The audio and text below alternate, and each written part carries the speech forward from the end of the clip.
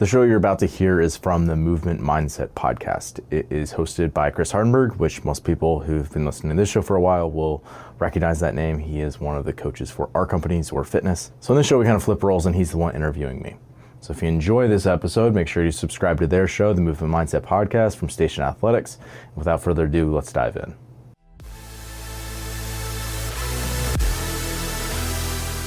What's going on, guys? Welcome to the Movement Mindset powered by Station Athletics. I'm Chris Hardenberg, and today we're trying something a little bit different. All of our podcasts have been in person, but as I've kind of gone along and we're 73 episodes into this thing, I found that, for our members, the things they like hearing the most are either, stories from our staff or our members, or interviews with subject matter experts. And so I have a good friend of mine, Ben Wise, here with us today. So today we have neither of those. So I consider him a subject matter expert. Oh gosh, man, you guys racked up a lot of episodes really quick. Yeah, we've been going pretty strong. I mean, I don't even remember when we started. Is it more than one a week? One a week. One a week. Yep. Okay, so going on a year and a half here, which is crazy to think about. Yeah. So welcome, Ben. Thanks, man. Subject matter expert, Ben. We'll see. TBD. So I've known Ben for a while. I first met Ben. I was a senior in college, I think, when you came in for Overflow Camp. Yeah, so we missed each other by a year. Yes. You graduated the year before I came in. Yes. But yeah, you were essentially a counselor at a camp that I went to, which is hilarious. So yeah, and then Ben and I have stayed in touch because post wrestling, we both got into CrossFit. We both got pretty competitive, and then I stopped, and he continued to get more competitive and significantly better than me. So yeah, man, welcome to the episode. I just wanted to kind of start with you, how you got into CrossFit, and you're also a gym owner. So what brought you to open the gym? Yeah, we've joked about this, that our stories are very similar in a lot of ways. Like, we both went to the same school. We both wrestled at that school. We were both health and physical education majors at that school. And we both went into teaching after that, because that's what you do when you go to school for teaching. And then I, as so did you, realized that, like, I don't think I want to teach. So now what do I do? And yeah, I was also very much so what happens to a lot of athletes when they get done with their competitive careers, which is like you're looking for something to fill that void. And I think I just found CrossFit on like YouTube or something. And right away I was like, oh man, this is really cool. And it wasn't like, I didn't stumble into a gym initially. I didn't really care about the community aspect of it, although those have been things obviously that I've come to find a lot of value in over the years. It was more just like, oh, I want to compete at this and try to win. And that's what actually led me to joining my first CrossFit gym and just being a member initially while I was teaching. And then pretty quickly that ended up being me adding a bunch of kind of side programming in and being very obsessed with all the things, as people do. And also coming to coach some classes and taking my L1 and doing that side of things. So pretty early on, I got into the coaching side of things. And then I was also just being sort of in the health and fitness world. I was doing some like coaching on the side of like, high school level athlete type stuff, like off season strength conditioning programming type thing. And slowly that morphed into me moving full time to coaching an affiliate, as well as kind of opening and starting my own coaching business, which I still run to this day alongside of our gym, which is sort of like one of the branches along with it. And Chris is one of the coaches with Zor Fitness still. So yeah, that continues. And then eventually it was a situation where my wife moved for work and we were kind of in an area that didn't really have any CrossFit gyms. And I was like, man, this is something that I really miss and have found so much value in over the years that I think this is the move for, there's a gap in the market, and also it's just something that I personally just really want to pursue and do. So that's how the idea of the gym birthed, and then it's just a matter of actually doing the thing, which is way harder. Way weird how that works. Yeah. See, it's also funny because like working in gyms that long, you do see a lot of the internal operations. You see the struggles of owners and people that you're working for. So like I saw a lot of like what went wrong in other gyms, and also the other side of it. I've worked in gyms that have been run very efficiently, and you also see, okay, this is when things run correctly. This is how things look. So being, coaching in all the different roles that I have. And just kind of even traveling around and seeing other gyms, like you start to see of what the brand of things that you like, and like what environment you want to create, what culture you want to create, and then it's just, trying to execute on that when you actually get into it. Yeah, I think what was interesting, like you said, our stories kind of paralleled each other. I think what made CrossFit also really easy for both of us to fall into is like we were both people that during wrestling still found the off season fun. And I think at times, if I'm honest with myself, even more fun than sometimes the actual season at times. Yeah. The season is just like a grueling beatdown, whereas like off season, you have a little bit of body fat, you get to eat a little bit more. There's like sunlight. I guess that increases your mood. There's a lot of things that are appealing about off season for wrestling. Yes. Yes. But I think even more so than that, because you and I both wrestled with guys that like were basically allergic to the weight room. Like if you did that allergy test that and one of those was like weight room iron, they would be extremely allergic. Like they would not, like they were wrestlers to the core. Like they had no problem going to practice or wrestling in matches. But as soon as you told them to like go run or lift a weight, they were just like, why do I got to do this? Whereas for me, I friggin' loved lifting weights. Yes. So when you said post wrestling, it's like, hey, guess what? There's this sport and you lift weights, and if you do the weights faster than everyone else, you win.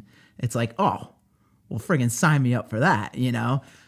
But what I also think is interesting about your story. Well, actually, let me ask you this. So it sounded like you guys moved and you're like, there's no gyms around. Maybe I'll just open one. Like, was that the thought process, or in the back of your head, were you like, I'd like to own a gym one day? Both. I think, it was very much a situation where I was like, man, if I'm just completely brutally honest, I was like, there's no quality gyms of the style that I want to be at around me. And that combined with, I think I have the knowledge and experience at this point to at least get started with opening a gym. Also knowing that I'm not naive to the fact of like how much work it's going to take and like how much it's asking of myself and of my family and of my other relationships. Like there's a lot that goes into it. So I wasn't naive about that process, but I was also like equally still excited to jump into it. Yeah. And so it's funny for the people listening who either attend our gyms or live in our area, like what Ben is saying is probably like there was no gyms like yours around you. I can attest, guys, there's no gyms around. Ben lives out in Williamsport, Pennsylvania, and like where Ben is, like the next closest CrossFit style gym is what, 20 miles away? There's probably one that's like within maybe 10. And even them, they kind of serve, and maybe this is by design at this point, I'm not sure, but they kind of serve a little bit of a different demographic, and definitely have different style of programming. And this is one of the things that you always say is like, CrossFit's not a franchise where like everyone's the same like carbon copy. So like each one you walk into, you're gonna get slightly different experience for better or for worse, right? It's not like a McDonald's. Right. But what I think is interesting is like you said, okay, I was like, well, you're like, well, there's one. And like, I think about our least densely populated gyms is Sparta, right? We have two in the same town. And it's like, and that's two of us, let alone like some of the other CrossFit gyms that are in the area. So it is a different challenge. It's also a unique opportunity for you because you're like, all right, well, I'll say this. The challenge is overcoming obviously less of a population that doesn't already recognize fitness as an investment that they should make. But the opportunity is that there's so little competition. So there's pluses and minuses to each of those. Yeah, and maybe like one more plus potentially of like small towns is that like if you once you're established and you have a good reputation, like word of mouth is going to be pretty good. Like you're the guy. Yeah, like, and that's the case for anything, right? Like, if you're in a small town and you have like, I'm thinking of it, last year we got new gutters. It's like, who would have thought of like, a particular gutter business? But it's like, there's like one gutter business that like, they just like clean house, right? Because like they do a good job and they're in and out within a day. They like, yeah. So it's like, if that could be you, then you're going to be successful. It's like, JJ, do you follow this guy, Nikki Cass? Do you know who that is? Yes, I do. he does like, look him up. When we're done, look him up. He does like, you're like stereotypical like Italian like grandfather accents. But one of his characters is like Nick, like Bonafante or Benefanti, and he's like the gutter guy. It's like he does like your stereotypical. He's like, if your gutters are wonky, call Belafonte. And that's exactly what you're talking about. Like yes, the guy in town. All right, so that's a little bit about you, but that's going to be, I think good for our Zor people to get to know who you are a little bit, because again, like I said, like I've been on podcasts with you a bunch. Most of it is like going back and forth about topics or getting to know me a little bit better. And so I think it's cool that, some outside listeners will get to know you and your background a little bit. But the biggest thing for our station athletics people I wanted to talk about was programming in general. And so I touched on Ben being an athlete as well as he owns a gym. He's a dad of two. He's married, and also he's competing as a CrossFit athlete. So it's kind of a lot. But it's more than just like I sign up and do weekend CrossFit competitions. Like you can see in the upper right corner of his screen, the Metcon Rush banner. So that's a really big competition somewhere down south, I believe. Maryland. Oh, the deep south of Maryland. And then he also competed in NorCal at a semifinal. So he's super duper good at this sport. And we've talked extensively on your podcast about programming and, training or CrossFit or programming for CrossFit athletes and how it differs from a class setting. But we haven't talked about that on our podcast. So I wanted to get into that. I guess maybe talk about, Ben, a little bit of what your programming looks like, or what programming in general looks like for people looking to get better at the sport of CrossFit. Yeah, I think, first of all, it like anything, there's multiple levels to this type of thing, right? Where it's, if you're someone who's looking to compete locally and you're able to maybe RX classes, but there's movements in other competitions locally that's like, okay, if I want to be able to compete at this level, I need to start introducing these to add a little bit of extra programming on. All the way up to like, I'm a professional athlete, I get paid to do this, and I'm trying to be the very best I possibly can be, and it's like my entire life morphs to make this thing happen. And obviously there's a lot of levels in between those two things.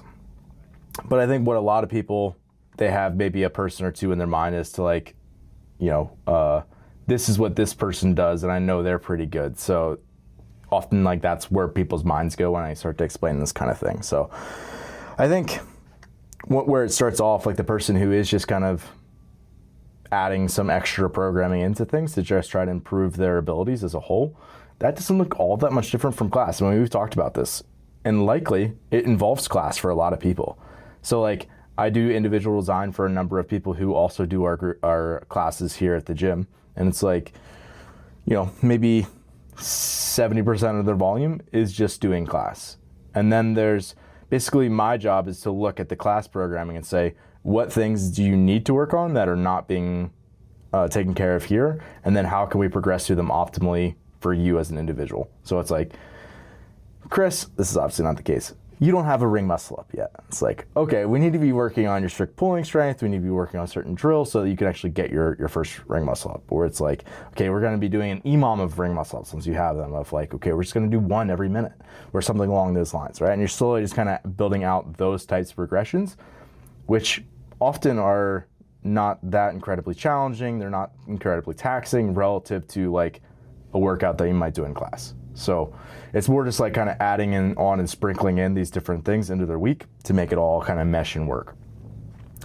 Up to, okay, there might be someone who is doing 1 or even 2 workouts per day, separate sessions, and now they're getting way more tailored with what they're doing.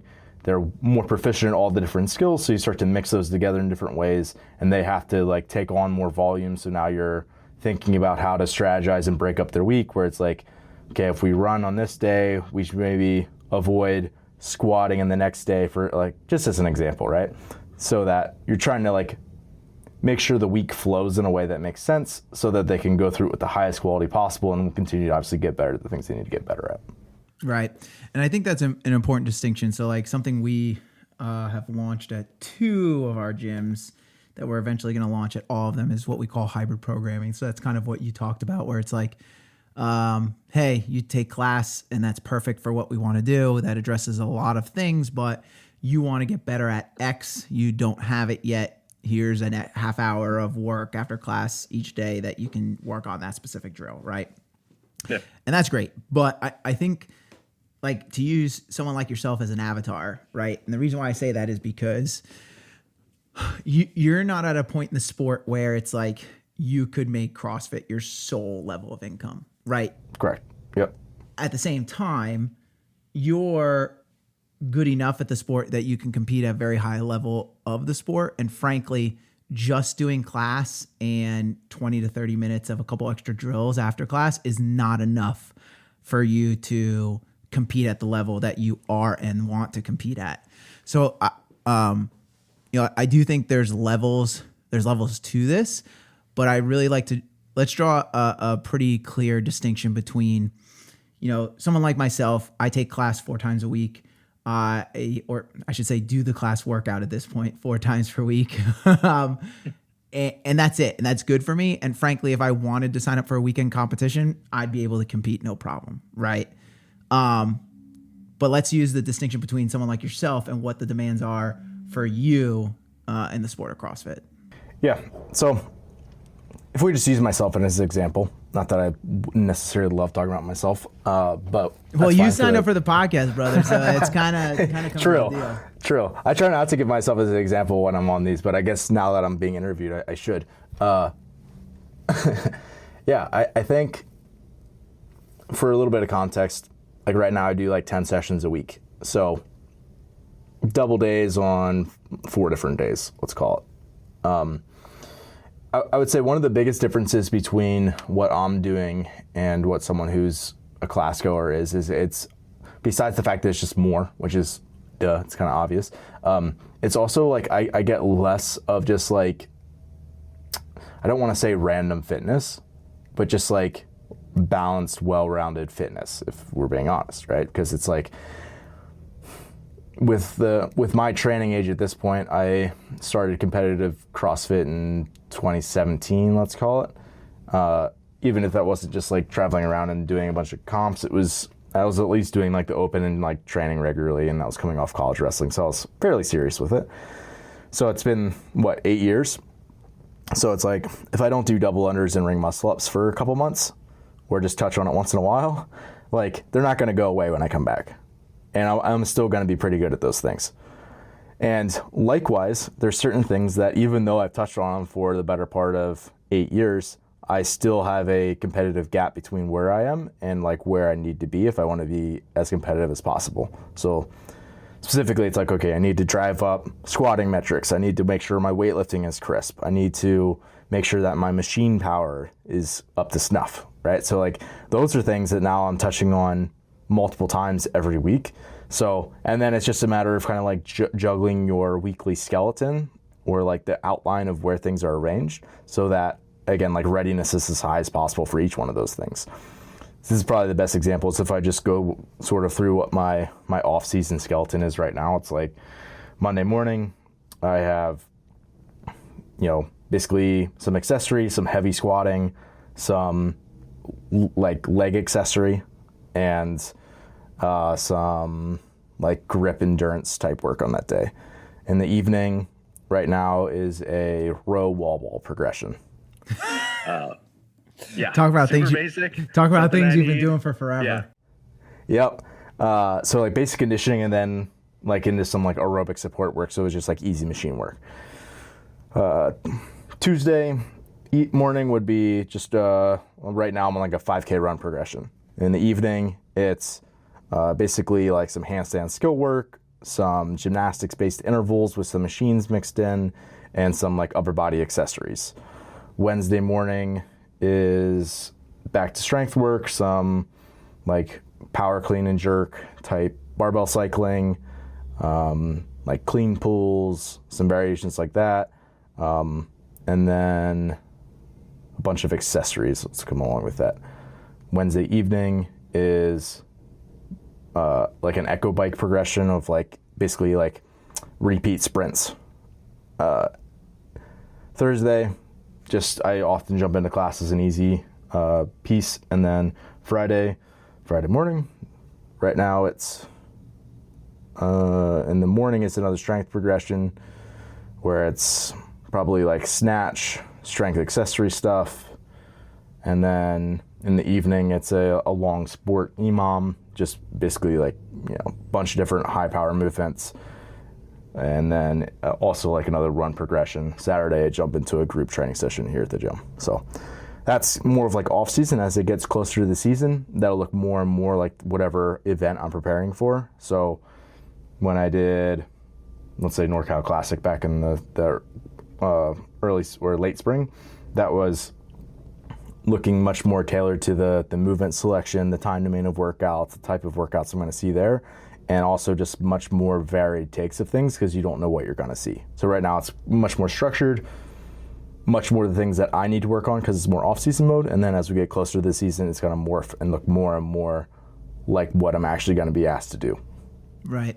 I think it's interesting, kind of like what you talked about, how when it comes to the sport, a couple different things. One is everyone almost has like, OPEX calls it like your essence, like things that like, you can just, like you talked about, like you could take 6 months off and not off, like you're working out, but take 6 months of never doing a ring muscle up and still probably do 15 unbroken. Yeah. Like no problem.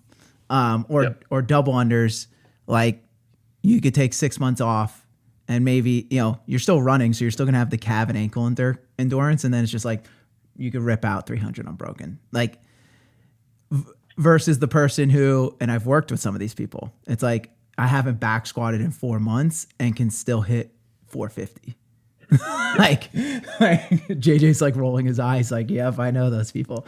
So I always feel like that's super interesting. And you're a great example of that, Chris. It's like your training volume is way down relative to what it was, but your gymnastics are, I would imagine, still the top tier in what you see in your classes. Oh, right? I mean, JJ could probably back that up. Like we had a workout for class. What was it yesterday? The one with the bar muscle ups? Mm-hmm. Yeah. So it was like dumbbell power. It was pull ups, chest to bars, and bar muscle ups in the workout. Dumbbell power cleans, and then calories on the bike. And at the end of the workout, it had 9 bar muscle ups. Like even at my advanced age, like there's no question I'm doing those 9 unbroken. And I work out significantly less than I did before. Versus like my back squat numbers are nowhere near my lifetime best. It's just like, I like when I was competing, I was squatting or doing some sort of like knee flexion accessory work 3 times a week because it was like a non-negotiable. That's what I just gave you. Yeah. Yeah. So I find that interesting. The other thing is, and I hope people are listening to this, for the folks who fancy themselves as competitive or people who want to get competitive, again, to go back to what Ben said, there's levels to this. And so like the amount of volume Ben is doing, he just rattled through no problem 10 sessions, right? And that's not to glorify it, to say that the person who's normally a class goer, who's maybe young and resilient and wants to get into the sport, should all of a sudden start doing 10 sessions a week, right? Because we've talked about that extensively. The people who are like, I want to get competitive. So they look up some online program, or they look up, like, back in the day, it's like, I'll just follow whatever Rich is doing, right? Or whatever Matt Fraser's doing. And it's like, dude, not only is that guy a genetic freak, but he has years upon years upon years of building to the volume he's at right now. Like, you just plopping yourself in that is asking for burnout or an injury, right? And so being cognizant of the fact, if you are someone like Ben was years ago, was like, all right, I want to get really competitive and really serious at CrossFit, you're going to have to add volume, but you're going to have to build to it. And it's going to take years, unless you're just an absolute genetic freak. Like, it's going to take years to build to that sustainably. And beyond that, it takes bandwidth. Like, we talked about this, if you're an accountant, like, where are you training 10 sessions a week? Like, either you have no life and you're very single, or you're going to be soon. Right. Like, there's no other option in between there, because it's just like like, it just demands so much of you. And so it's like, for me, if I didn't have the freedom of schedule where I'm able to, do a session and then do things that are work related in between and then get back after it later on, like, if my life wasn't structured that way, I couldn't do it. Right. Yeah. So, and again, there's other ways that you can continue to push things, and it's I guess that's not to push people away from competing by any means. It's just like, for me, like, I guess, like, the contrast would be like, there's other things that I could do that I could sacrifice more and be better at the sport, but I've chosen to draw the line where I have, for a reason.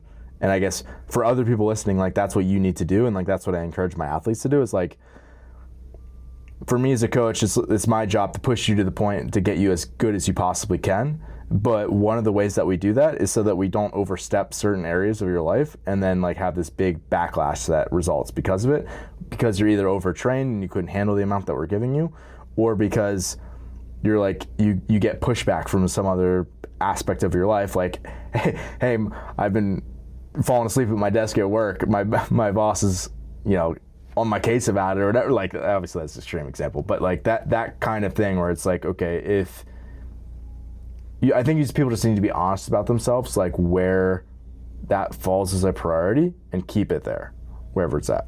And I think that's a super good distinction and good way to transition to the next topic around people who attend class. Because, to be frank, that's 95+% of the people who are probably listening to this podcast is the class people.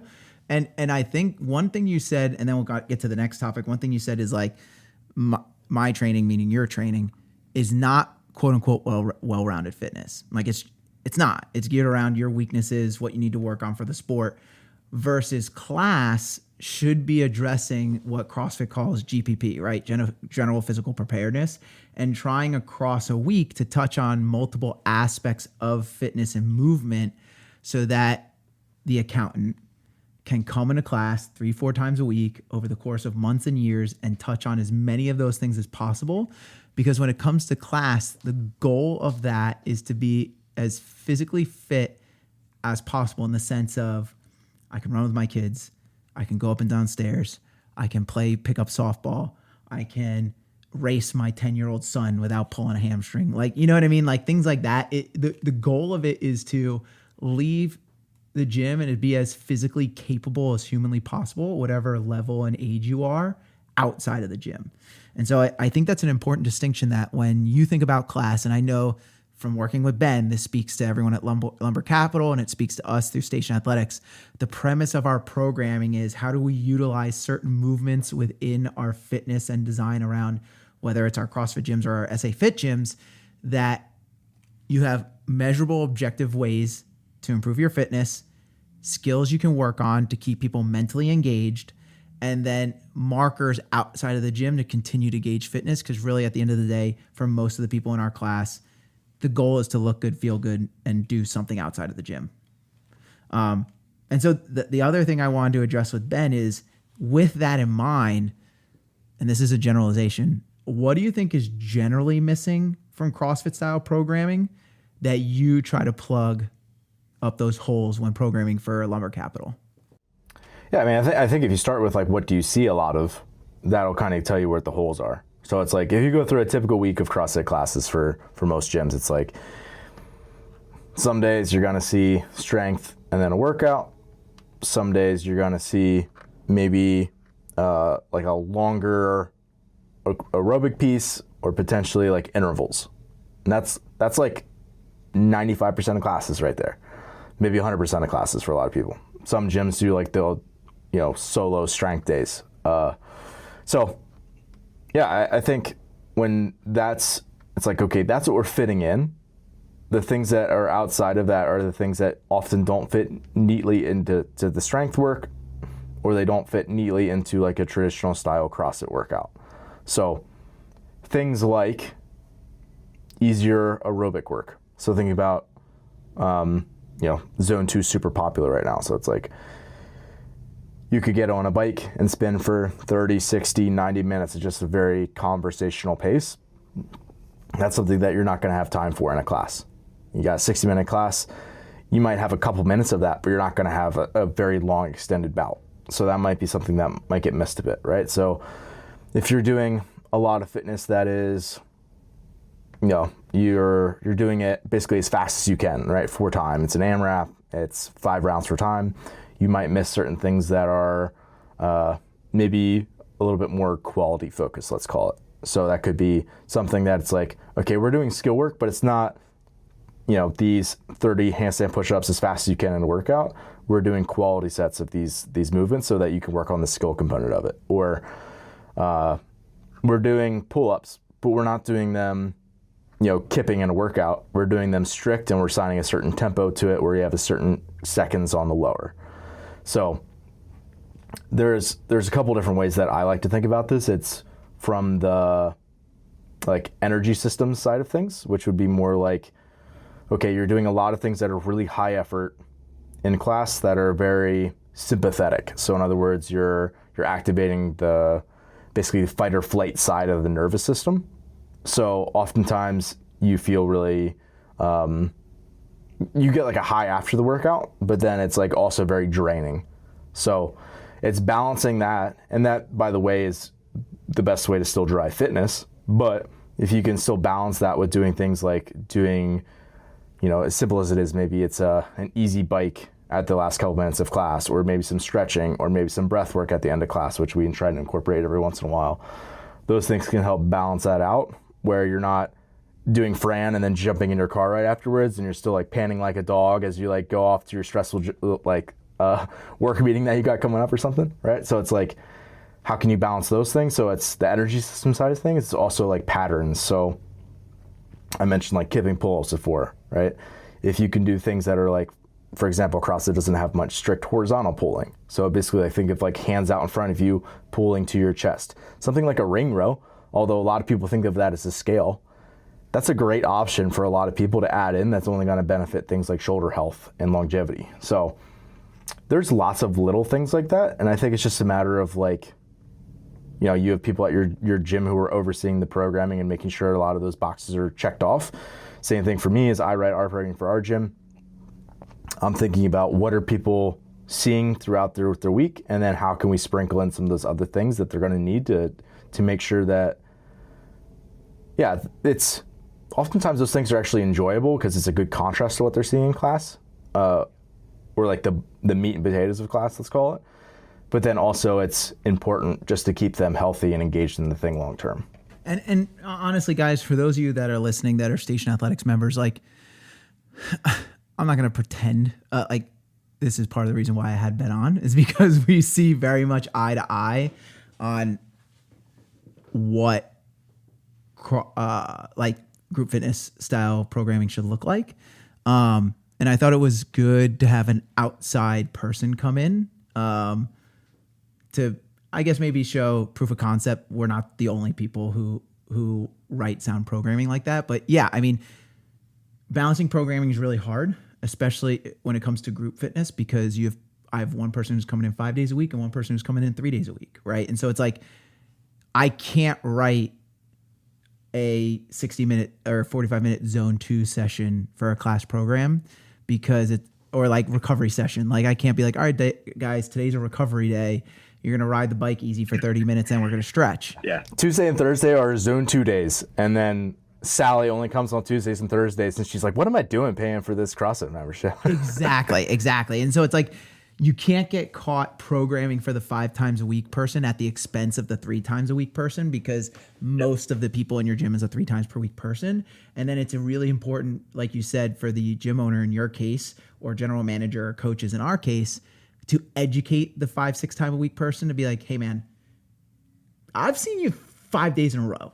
Like, you're not taking class today. Let's have you hop on a bike and stretch instead. And I do have to give credit to our general managers. Like, they're very knowledgeable on that fact. And I think they do a pretty good job. And I think it's, our coaches as well. I think it's knowing that, but then having the courage to like maybe ruffle the feathers of a member who's paying you, right? To be like, hey man, you shouldn't be taking class today. Right. Like, so I do think that's an important distinction. But even to the effect of like, kind of like you said, like doing certain things to balance the fitness of it, right? So great example, he talked about movement patterns. So in our SA Fit programming today, so I coached a class at our Ledgewood location. The workout was 5 rounds for time, 10 gorilla rows, 30 single unders, 8 kipping pull-ups, 30 double unders. And so I like that workout. I really like it too. Shout out Felicia who wrote it, because what I said to the class is, we're jumping rope, but we're addressing 2 different skills with the jumping rope. So you have someone who maybe has single unders down, but has to break up double unders a lot. Like 30 is not a big chunk of double unders for them to try to do it. And also the person who has double unders, often that's the quote RX. And then they actually lose the ability to do single unders. And so you haven't become more skilled at that point. You've just swapped one skill for another skill. And so it's like, let's work on both skills so you're actually a more skilled individual. And then you have upper body pulling, but in 2 different planes. And so it's like, I have the strict horizontal pulling strength of the gorilla row combined with the dynamic vertical pulling of a pull-up. Great workout, right? And then she puzzle pieced it where tomorrow you have lower body pulling, so it's a deload deadlift, and there's nothing on the rig. Because that's another big thing, is often you have people who are hanging from the rig all the time, and then you get people who get cranky shoulders. And so I think it's really important where if you have a day like today at our SA Fit gyms where you're pulling a lot or on the rig quite a bit, or back up, I know I'm bouncing around. Our CrossFit style programming yesterday was all on the rig, right? It was like 2 different EMOMs to work on upper body pulling. So it was strict tempo pull-ups and like hollow body banded press downs to work on your straight arm pulling strength, into kipping and hollow holds. And then the workout had dumbbell power cleans, the 3 different pulling movements, and bike. We're not on the rig today. You know what I mean? Yep. Like today, and then today's workout was deficit deadlifts and rear foot elevated split squats. So we now went to an accessory pulling movement that accentuates the pull from the floor. And then you have a single leg knee flexion that's then combined with an EMOM that had some other movements in it. So it puzzle pieced, if you can see that as someone listening, puzzle pieced the week well. It would make no sense if we did all that work on the rig and then today we saw toe to bar, right? Like, yep. Which I hate to say it, Ben, happens, you know? It happens all the time. And we've talked about this. It happens with competitors programming too. But honestly, I think it is potentially more challenging. And I don't want to say this is to an extreme way. I don't want to say this is always the case, but it's often the case where class programming is actually quite a challenge because people don't have 10 different variations of movements that they can do hanging from a rig. Like you give a CrossFit Games athlete who's a professional at what they do, they have bar muscle ups, they have pullover, they have multiple ways that they can do chest bar and pull ups, they have ring muscle ups and all like they can do pegboards, legless rope climbs, like so many different hanging variations, right? Where it's like, oftentimes people go to class and they're like, I can do some kipping pull-ups. I can do maybe a burpee pull-up. I can do toes over hips or a hanging knee raise. It's like, okay, that's what we got. There's only so many different ways that you can give that to somebody. So it's like, then it becomes creative and not only how you're actually writing the workout so that the person isn't doing hanging knee raises for the 17th time this month, but it also becomes important about like how you give them scales so that it's not always the exact same thing every single time. Because that's really easy to fall into. It's like, I'm coaching the class, it's really busy, and I'm not, we've probably both been in gyms where they're just like, you know what, do these hanging knee raises, you'll be fine, right? And it's just like, I get this every time, right? So it's also important that you vary that, no different than you would for higher levels of athletes. Yeah, you're going to do that by design there. You also, like, while you're writing the class workouts, it's important to be thinking about what scaling options are going to be given to your people who are doing the class and how they mesh throughout the week as well. Yeah. And I think that's something that we've started to do on our end with our programmers is like, sometimes they'll assign specific scaling options where it's like, hey, scale this in this way. And I think that's also super helpful as well. Cause if I'm a part-time coach, which most of our staff is, it's like, all right, I just left my teaching job. And so it's like, there's some days I have the mental bandwidth to get super creative with scaling. And there's some days my kids were terrible.